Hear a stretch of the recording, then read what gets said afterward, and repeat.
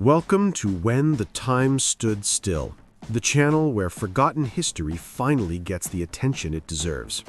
Today's video is called Things Parents Actually Let Their Kids Do in the 1900s, and what you are about to see will make you question everything you think you know about childhood. In the early 20th century, there were no safety regulations worth enforcing, no helmets, no seatbelts, no child labor laws with any real teeth. Parents didn't hover, society didn't intervene, and children left to their own devices found ways to court danger that would be completely unthinkable today. What you are about to see is real. These are real photographs, real children, real situations considered perfectly normal across America between 1910 and 1960. Not reckless, not criminal, just Tuesday. In 1922, a woman named Emma Reed filed a patent for the baby cage, a wire mesh box bolted to the outside of apartment windows several floors above the street. The idea was simple. Urban babies needed fresh air.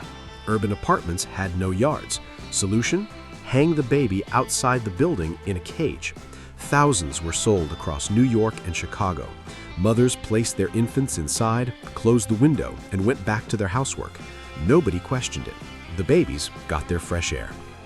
While babies hung in cages above city streets, children as young as 6 were reporting to factory floors before sunrise. In the cotton mills of the South, in the glass factories of Ohio, in the canneries of Maryland, children worked 10 and 12-hour shifts alongside adults.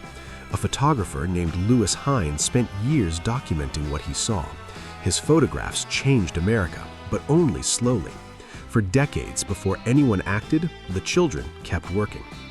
In the coal fields of Pennsylvania, boys as young as 9 worked as breaker boys, hunched over moving conveyor belts for 10 hours a day, fingers bleeding from cold and sharp coal edges, picking slate from coal with bare hands, no gloves, no masks, coal dust filling their lungs before they were old enough to shave.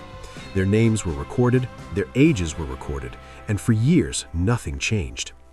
Down in Louisiana, boys in bayou communities grew up alongside alligators the way other children grew up alongside dogs.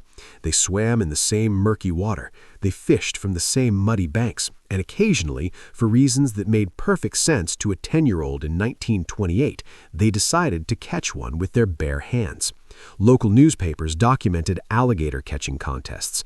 The winner was the boy who caught the largest one without any tools. Prizes were given. Parents attended and cheered. Children.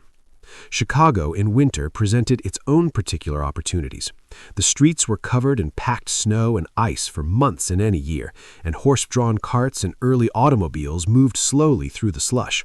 Boys discovered that if you crouched low and grabbed the rear axle of a passing vehicle, you could slide for blocks on the soles of your boots. They called it skitching. The police called it a nuisance. The boys called it Tuesday afternoon. It was documented in police reports, in newspaper editorials, in photographs taken by passersby who found it more amusing than alarming. In Brooklyn in the 1920s, the rooftops were a world entirely. Buildings were packed so closely together that the gap between rooftops over a narrow alley was, to a determined 12-year-old, a challenge rather than an obstacle.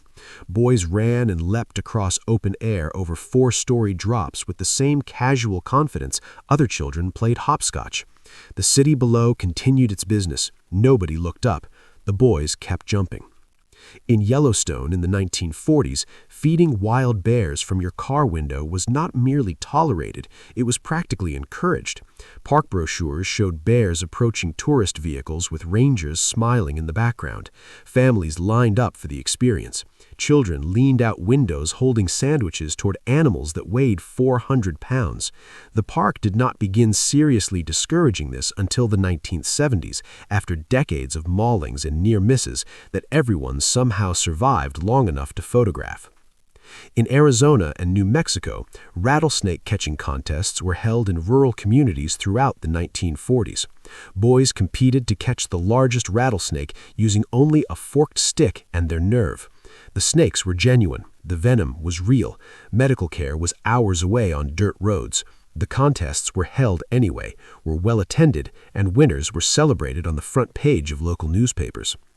The Mississippi River was for generations of American boys the greatest playground in the world, and also one of the most dangerous bodies of water on the continent.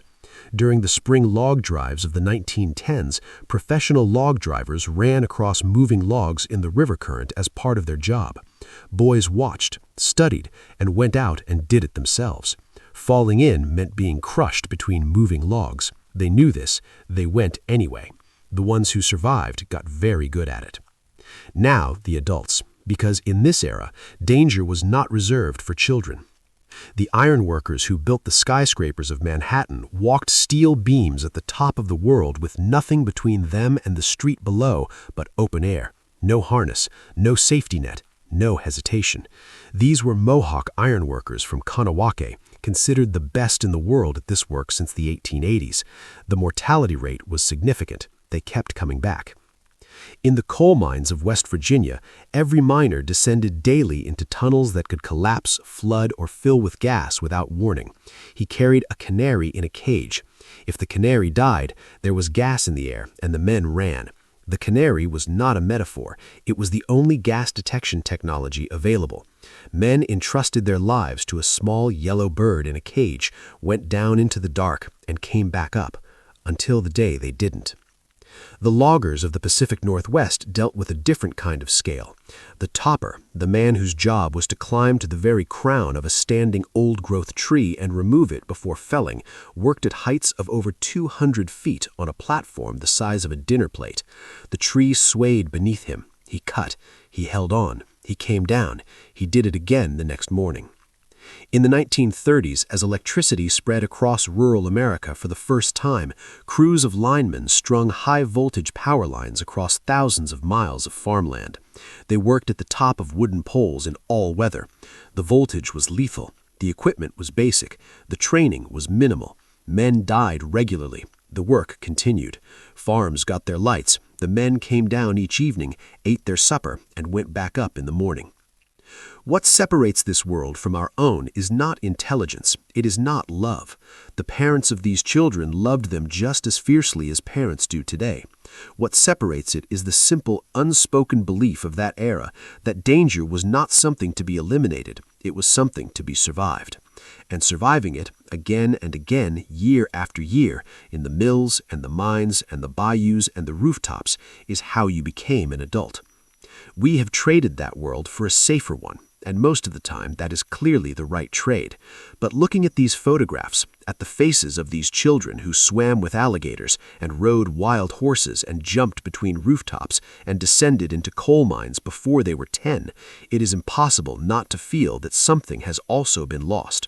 A particular kind of confidence, a particular kind of freedom, the absolute certainty written in each face in every photograph that whatever came next, they could handle it. If this video resonated with you, if it made you see the past a little differently, then you are exactly who When the Time Stood Still was made for. Hit that like button if you enjoyed the journey. It helps more people find these forgotten stories. Subscribe so you never miss what we uncover next. And if you want to say thank you for the work that goes into every video, a like and a subscribe is all we need. We will see you in the next one.